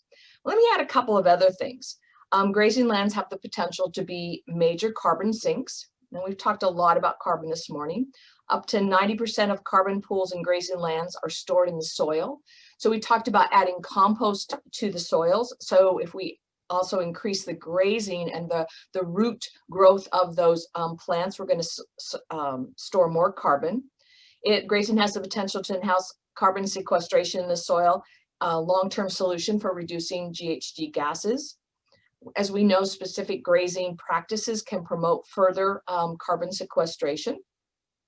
And managed grazing in the bottom line can reduce fire fuels. And that's just really what I'm mostly interested in, you know, from a personal perspective, from a California perspective, but also it ties really nicely into this whole carbon sequestration and compost application. So I know we've kind of mentioned a few of these gases where we have carbon dioxide can live in the atmosphere for 1,000 years. Methane is only, as Jeff mentioned, is only in the atmosphere from 10 to 12 years, and then it recycles. And then nitrous oxide, which is another greenhouse gas, can live in the atmosphere for 110 years. So we have this potential for these gases living in our atmosphere, and how might we, address and reduce the impact of these gases? So here's looking at a global methane budget, and there's lots of different points that cause methane. So from a fossil fuel production and use, there's a very high production of methane. So if we could reduce that, agriculture and waste, so the manure, that is another methane generator. So how we might reduce that from the agriculture perspective.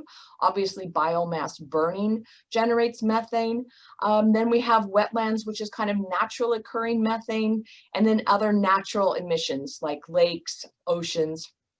And then we have sinks, and we've talked about sinks, and that's sinks in soil. And I think that's been the key kind of thing, is how do we get these things back into the soil and reduce methane and reduce our GHG? And so looking at that global methane budget is how can we as practitioners, as landowners, as grazers, how can we be part of this budget that helps put the sink back in the soil?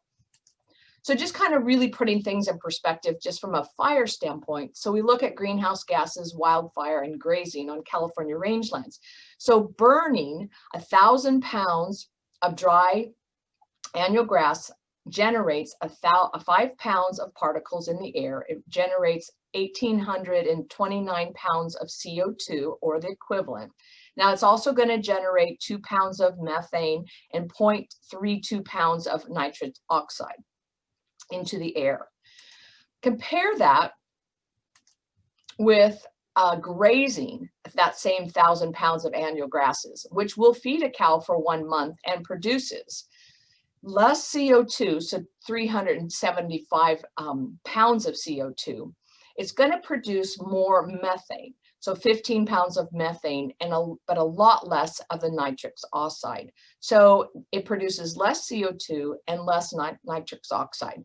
We do have the methane to address. And we have to recognize that our grazing animals do produce methane. So we need to look at how we can reduce the amount of methane that those animals are doing, or how can we better balance the methane that we're seeing from the grazing animals. So Jeff had this slide, and this is from the UC Davis Clear Center, and it's the biogenetic carbon cycle. And I think Jeff just put it perfectly, as far as we have CO2 in the air that lasts over 1,000 years. So we're looking at increasing the capture of CO2 with our photosynthesis. How do we do that? Well, we do it through proper grazing, gets our grasses growing more, putting down deeper roots, causing the plant to sequester more carbon.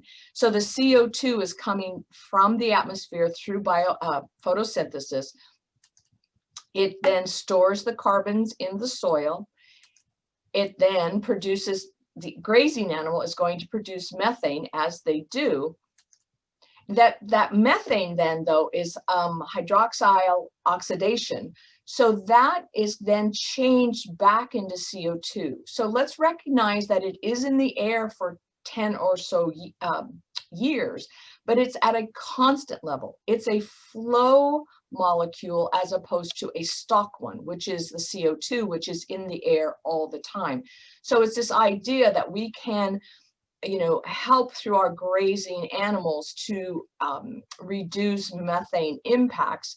Back to CO2 it goes, and then the cycle continues. And so it's just looking about that we can utilize a grazing animal, the grasses that they grow, to really impact the carbon cycle. So grazing from a multiple scale. So I've looked at, grazing is just not a one size fits all. We have to think about how it works for different communities, different areas. So the idea being that I looked at grazing from 3 tiers. First, there was a community.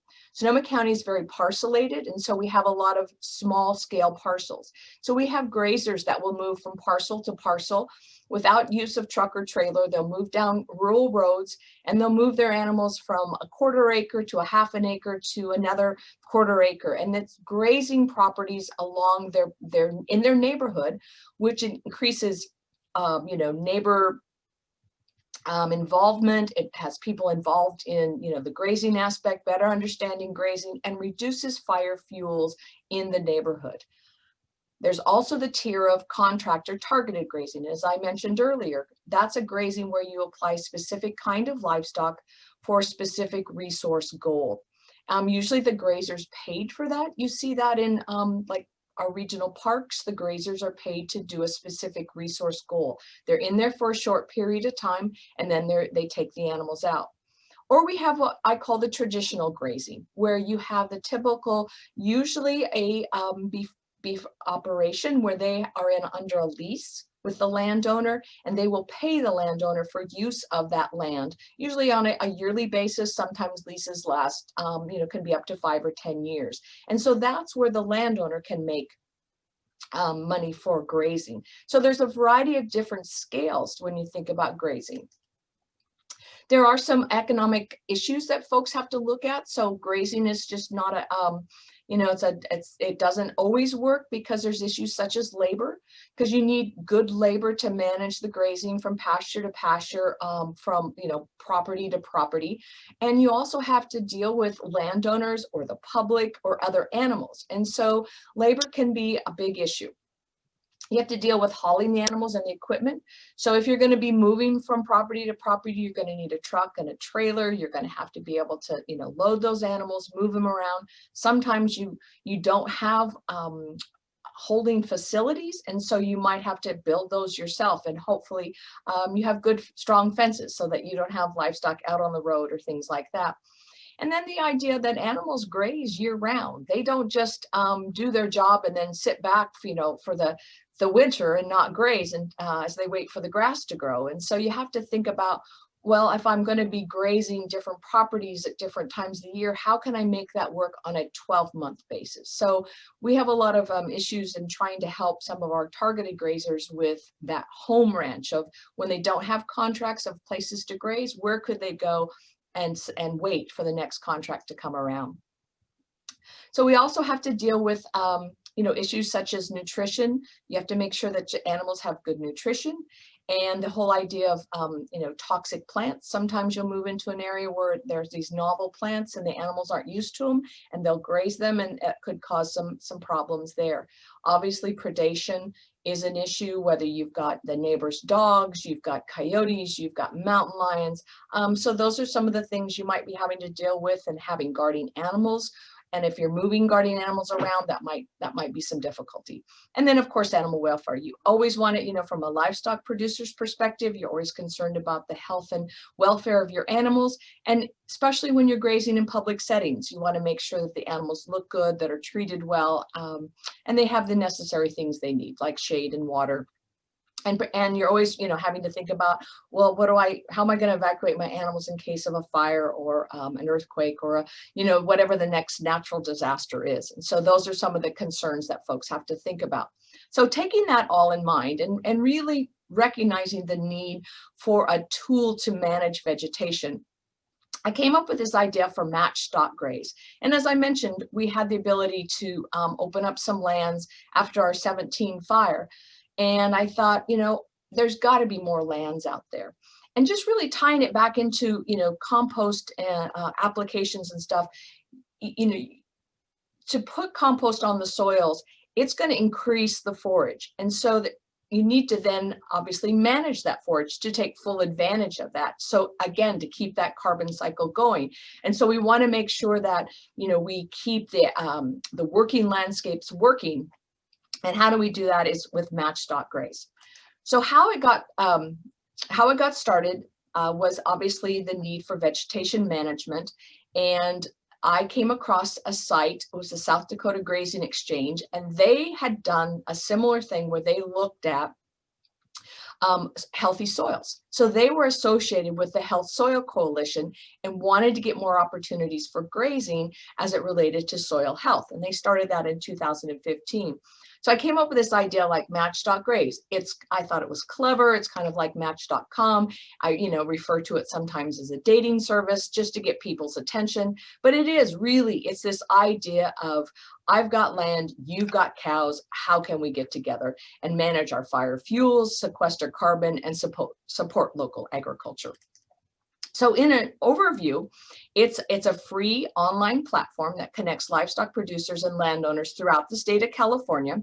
It can help pair up with animals or land base that you need with the support through UC Cooperative Extension, funding from CAL FIRE and North Bay Rebuild.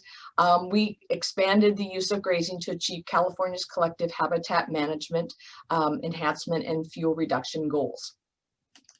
So let's see if I can get this video going and show you about match stock graze.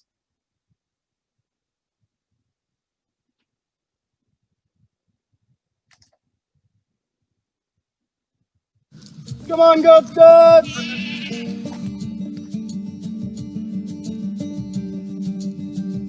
So I've noticed on several fires, including some extreme fires such as the tubs in the pocket, that a fire has more or less stopped at the edge of a grazed pasture or plot. I've seen fence lines like this one behind me where the fire is burned up to the fence itself and stopped, and there's a straight edge of what burned and what didn't burn. And the one variable, the one difference is grazing. Goats and sheep mimic those small fires that our ecology is set up for. So they come in, they clear out the understory here, which is what those like low intensity fires really used to do, and they keep our ecology a little bit safer and, you know, a little bit healthier as well. The University of California Cooperative Extension, UCCE, has created Match.Graze, an online database that connects landowners who don't have grazing animals to livestock owners with animals that can provide vegetation management services. So that means the contractor shows up with the fencing that they need, the water infrastructure they need, the animals. They bring it all and they take it all with them when they leave. And while they're there, they've worked with the landowners and managers to define a set of goals and a plan for how to achieve them. What grazing does is it takes 3-foot tall grass, or taller grass in some of the years, and takes it down to 6 inches. And so that reduction in the height of the vegetation to 6 inches or less keeps a fire on the surface of the earth, which is a fire that firefighters can stop even under extreme conditions, or it may be a fire that just stops right at that line. So that's one of the benefits of grazing. Rural residential neighborhoods, one of the easiest and most community-oriented way to resolve your biofuel load is to have a flock of sheep, of goats, or cows, or animals that can serve the purpose of bringing down the biofuel load, but also brings neighbors together and helps people become friendly and build a community, all while getting rid of your biofuel load and improving your aesthetics and making all things prettier. And you get to pet fairly cheap. Every property is different and requires thoughtful consideration on how it should best be grazed. If you want to use livestock to help reduce fire risk on your property, check out Match.Graze to learn more.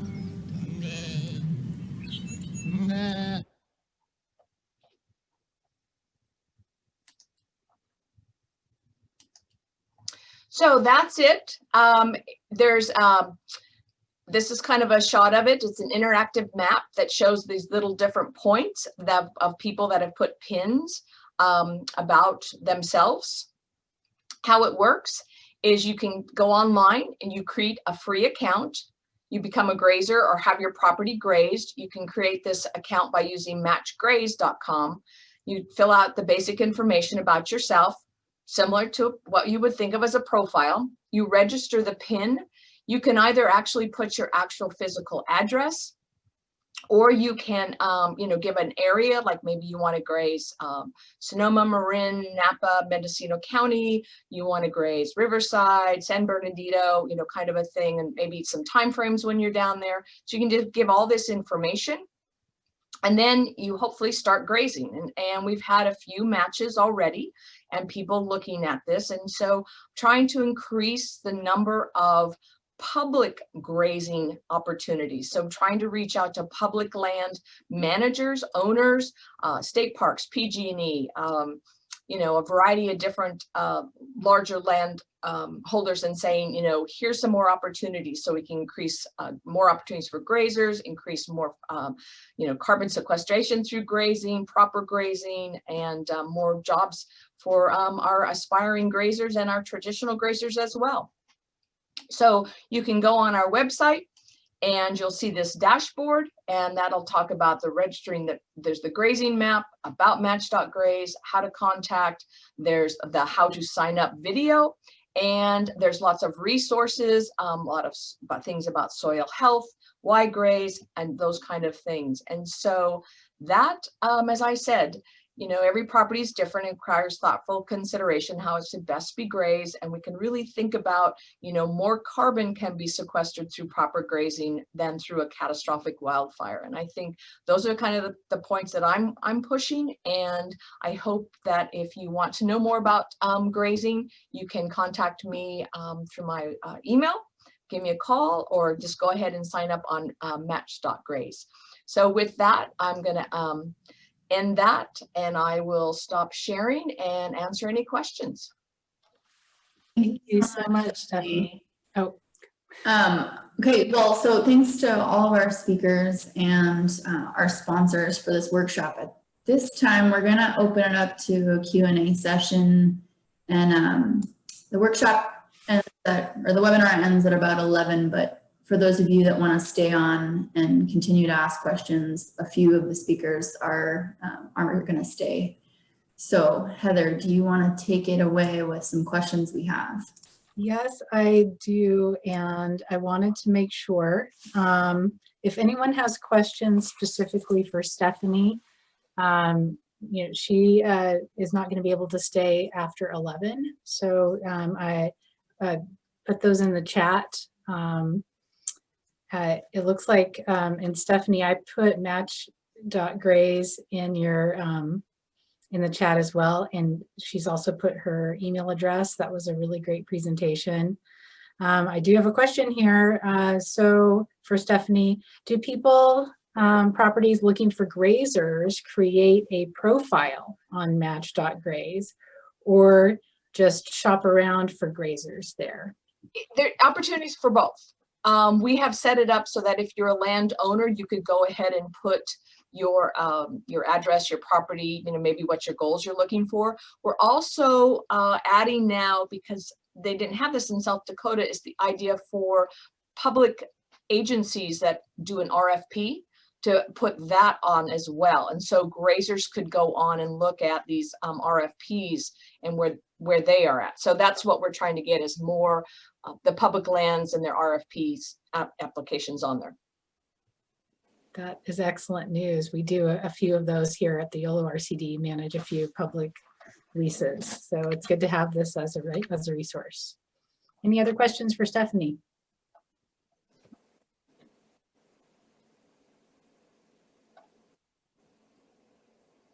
I think this is going to be a great resource going into how we address ongoing stewardship and management for fuels reduction and catastrophic wildfire prevention. I think it's good timing. And we'll make sure we get the word out as well in our network, Stephanie. That would be great. And I think it just ties beautifully into, you know, the compost application and carbon sequestration. It's like we need to manage the fuels that, or the forage and the fuels that we're going to produce, which is great. And it just gives us more opportunities to use livestock grazing to do that. We do have one question. In California, do you perceive a greater need for more grazers, more lands to graze, or both? It's a great question. I see both. And I think we have the lands. It's just opening up more lands that have not been grazed or managed. And I think that's why we've had such catastrophic fires, is that we've not managed our working landscapes, our forest, our rangelands. And so educating folks to open up those lands for grazing, or to educate folks, and I mean folks as in landowners, land managers, agencies, to manage them after catastrophic fires, because if we don't, the vegetation is going to come right back, and that's just going to be another fire waiting to happen. The thing is, if you build it, they'll come, right, kind of a thing. And what I'm finding is that I need to help aspiring grazers find some of these home landing spots, because they'll find little opportunities for grazing, but not on a 12-month basis. And so I don't want to just create this need for grazers and then not have the grazers that can meet that need. And so I think we have to do both. We have to do both.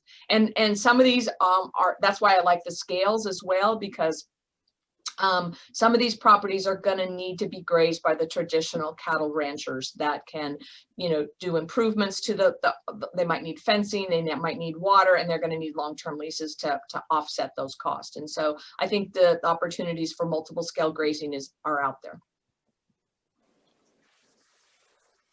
Is there, I have a question, just having worked with a few leases. Do you provide lease templates for, you know, and help to create that part of the relationship? We do. We have a brand new UCANR publication on leasing. That's what part of the resources that are on our website. But I also was thinking just the other day when I saw an RFP come through, that we need to probably do some kind of resources or training to help livestock or grazers, livestock producers, help them with filling out some of those RFPs, because sometimes they're a little bit more challenging than just the normal lease. So yes, definitely wanting to help folks to increase our opportunities to get grazing lands. So interesting. So good. Okay, I think we can start taking other kinds of questions. This next one is, one of the questions I got was, will data be collected to measure the effect of compost application on Scott's irrigated pasture? Does, maybe who wants to answer that one?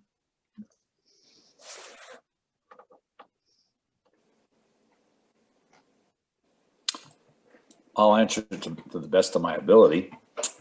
We don't have anything set up at this particular time, but Agriman is kind of putting the word out to UC Davis and the RCD and any other interested parties. If anybody would care to try to set up some kind of research on the irrigated pastures with the compost applications, they would certainly love to cooperate and put together more data on the benefits of doing it.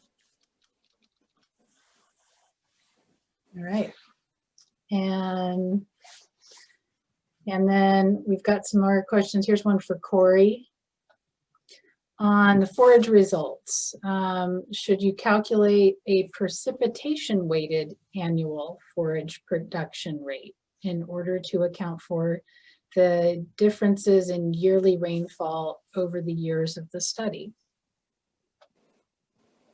Yeah, that's a good question. The design, the way we designed the study in this case is with paired treatment and control sites and comparing those. And because those are receiving the same amount of rainfall, that should minimize that effect. But there are possibilities potentially with interactions where if with a lot of different things, if that in high precipitation years, for example, if there's interactions that cause that forage production to increase more because of something inherent about the site that we didn't capture, differences between those two sites that interact and create more or less forage production, that could be an issue. But by putting those paired plots and comparing those, we tried to eliminate that impact of annual precipitation. So we're just comparing within each year and looking at that difference. So, but any interaction could magnify or reduce the difference potentially. Okay, and we also had a question, this might be for Jeff Creque, about cost per acre at regular commercial prices for the work done in Marin County and also at Scott's Ranch. So I did put in the chat part of the answer to that question and what it costs through the CDFA Healthy Soils demonstration project. It was $600 an acre for a 1/4 inch application, and that was 15 tons per acre. But I don't know what the costs were for the work done on the Marin Carbon project, or the costs of other kinds of applications outside of our particular project. So if maybe Scott or Jeff could chime in on that, or if someone else knows the answer, one of our speakers. That's actually consistent with what we saw with the Marin Carbon project. We originally put 1/2 inch on, and it was about $1,200 an acre to do that. The models, the DayCent model, informed us that we really only needed to put on that 1/4 inch rate, which didn't completely cut the cost in half, but it brought it down to closer to that $600 a ton or an acre figure that you guys came up with as well. So that's pretty consistent with what we saw. So one of the things that I think we kind of touched on a little bit that I'm going to throw out there is that idea of one-time application versus the 3 smaller applications. And if we think, and this is kind of Jeff and Corey and Chris maybe as well, do we think we might have seen different results? Or when we measure next year after there's a year's worth of time that passes from the 3rd application, well, I guess, were you surprised by the results? Do you think it would have been different if it had been done all at once? How about that? Well, I would have liked to see it all go on at one time. And one of the issues when you talk about cost is having to gear up to do that with all that equipment 3 years in a row as opposed to one time. And then there's also the impact on the system itself, driving those trucks over that landscape 3 times instead of once. So, you know, I think there are good reasons to gear up one time and put this on at a somewhat heavier rate.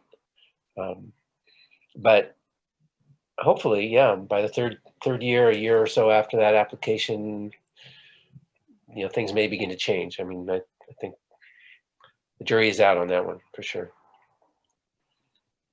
Yeah, and I would add it's a little challenging because, you know, I think the Marine Carbon Project measured they did the one-time application and measured something 3 to 4 years. Is that right, Jeff? After, and Yeah, we're only going to 4 get to measure 1 year after we get our total 15 dry tons per acre under this grant. So it'll be challenging to actually like see that impacts, if those impacts do accrue beyond, like Jeff has shown.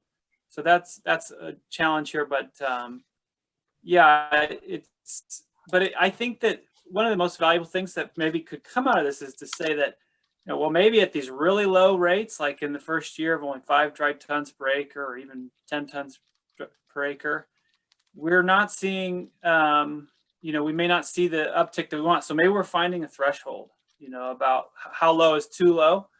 And that might help inform CDFA, because I think in their white paper on compost application, they still are recommending, I think the recommendation with compost and rangeland, I looked at it recently, is still right around 5 dry tons per acre, if I read that correctly. And that, you know, if that's what they're recommending, maybe that's not enough to do the job. But someone could correct me if I'm wrong on that. Yeah, I would also like to just pitch in with this, with that comment on this. I think it's important to know that when you spread it at the level of that light 1.5 dry tons per acre, when I go out there to make my first measurements in December, I can tell that the coverage in compost has been very irregular at that rate. It's not covering every square inch or centimeter in the composted areas. You can just see it, and it blows around a little bit too before it when it's that light, I think. So when I put a 20 centimeter collar down, only half of it may have been covered by compost for that first application, because it's so light and variable over the area. So it's not also in sync with the way we measure either. I assume it's the same with infiltration rates or bulk density. When you put that small cylinder down on a lightly composted area, you may not be getting a full composted signature of in that small area that you're sampling. That's the risk that we've had to deal with. So we'll see if there's any accumulation over 3 years. But I think that I could tell when I put my collars down that they weren't fully covered with compost within the area. Okay, thanks, guys. I just wanted to acknowledge that we went past 11, and I didn't really say, you know, thanks everybody for coming who can't stay. So I know a couple of people have dropped off, but we still have, looks like 34 folks on the call. So if we want to keep going, I've got a few more questions from the chat. Okay, so here's a question. Someone has put in that I have access to a lot of wood mulch. Is that as beneficial as compost application? That's something maybe Jeff could chime in on. Well, it's not compost. I would be interested myself in seeing somebody do some trials with something like that. I would recommend, treating a very small area and using a very light application rate. You may see some benefits, but you may not. And you know, before you take the leap and commit yourself to radically altering things in the wrong direction. I think it's worth a try, but I'd caution you to start small and see what the results are before you go too far into it. Yeah, that's definitely something that from the kind of ecosystem perspective, that if that stuff, if you applied wood mulch to at too high of a rate, you're definitely going to start having impacts on what plants you know, express themselves in the plant community. So there's definitely things to think about there, and of course understanding the carbon and nitrogen ratio of that amendment and how that gets towards or away from your goals with that land.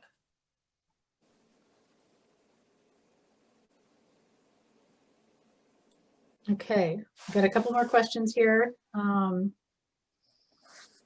Forage results. Is it possible there was a nitrogen depression period? That's the question. That was for Corey, maybe. Yeah, I saw that question, and I will admit that I don't understand carbon and nitrogen dynamics in the soil as well as I wish I did. And so you know, what they're referring to there, I'm not exactly sure. It might be something seen in cropland. Maybe Jeff, you have some thoughts on that, but I can't. Yeah, I think that's possible. The carbon nitrogen ratio of the compost was low enough that I wouldn't have expected that result. So it's a little hard to say, but it is certainly possible that there was enough carbon available in that compost relative to the nitrogen availability that it actually did, as you say, cause a depression in plant growth, which you would expect to be temporary. So, you know, we would expect to see that disappear over the next couple of years. But since we're continuing to apply compost, it's a little bit confounding there. So it's certainly possible. Again, with that CN ratio in the compost, I would not have anticipated that, particularly in a surface application to rangeland. It seemed unlikely, but it's certainly possible. And just to reiterate, I think the comparison here is our carbon to nitrogen ratio was 15 to 17 in that range. And I think Marine Carbon Project was 11. Is that what I saw in the paper? It was 11. Yeah. Also, I believe you guys are using an unscreened material. The Marine Carbon Project. No, ultimately we did not use unscreened. It's screened to whatever the industry standard is. We ended up not going that route, so it is screened. Okay. Yep. Well, then I would not have anticipated a problem with nitrogen availability in that material, but it's possible. Okay. Let's see, there's a couple other questions here. How deep in the soil is carbon being measured to? Just the top 12 inches? If yes, is this measurement of labile carbon? If yes, again, will this continuously respire or saturate after it reaches balance?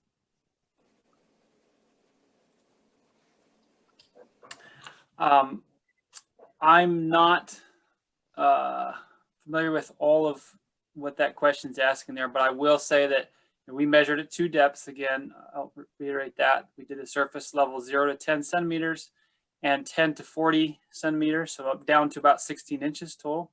So top 4 inches and then 4 to 16 inches. And the analysis was a combustion type analysis. I don't remember the exact time to get that metric that I had, soil organic carbon. And so I'll say that. And if Jeff, you have anything to add to that, go ahead. Yeah, all I would add is that soil depth and the lability of the carbon are not necessarily tightly linked.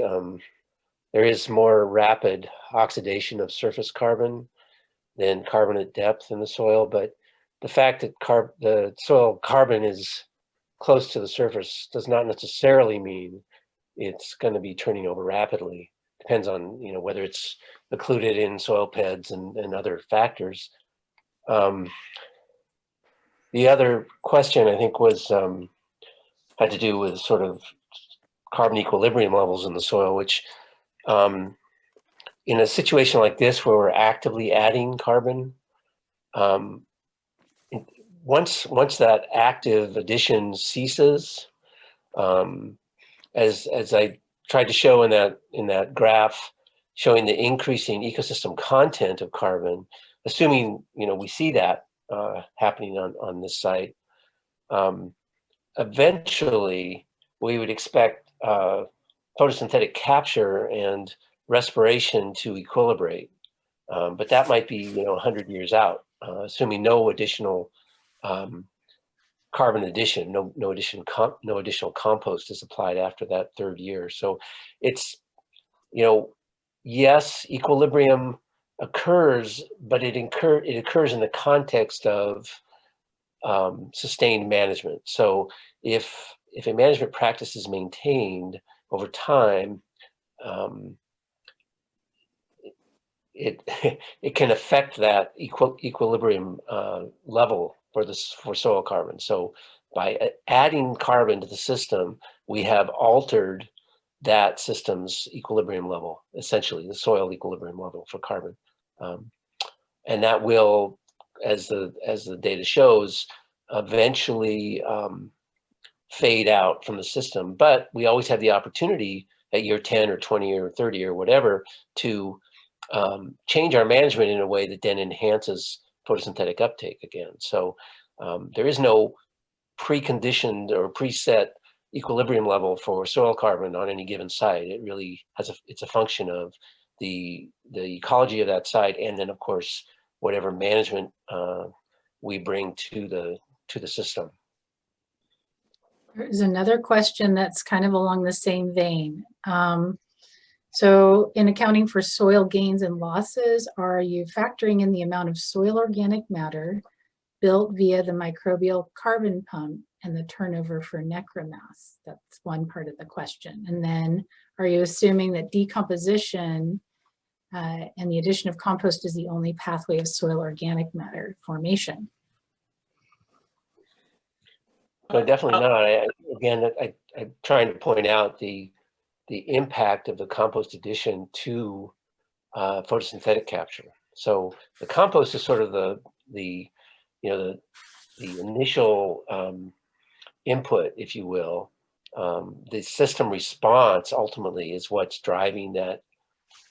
As we saw in the Marine Carbon Project data, not so much in the Stone Ranch data yet, but we're seeing that increase in the system as a result of photosynthetic capture. Now, the mechanisms by which carbon moves through the plant and into the soil are multiple, of course, whether it's direct root exudates or symbiotic association with fungi or through a detritus pathway or through animal dung and urine, or, you know, there are many ways in which that ecosystem carbon then begins to move into the soil system.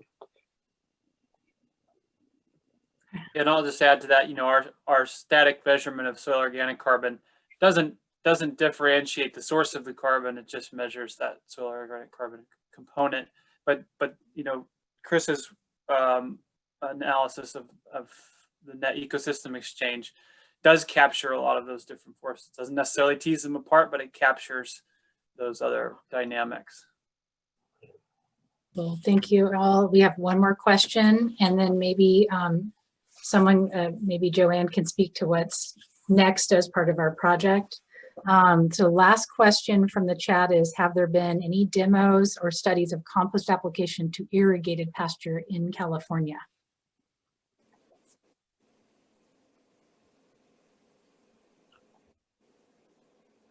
I'm pretty sure CDFA has funded some of those projects. I'm not sure if anybody is collecting data on those sites. Not that I'm aware of. Okay, well, if anyone else in the room knows, put it in the chat. And then I'll let, if anyone wants to say anything else for the speakers, or Joanne, if you want to talk about what's next for this project. And then I think we should let everyone get on with their morning, what's left of that. Yeah. Thank you guys all for participating today, and for the speakers and sponsors. We just in October did the final year of compost application, and we've got one more year of sampling, and then stay tuned because we will have a final workshop or webinar. Let's hope it's a workshop, on-field workshop. Let's get back to that.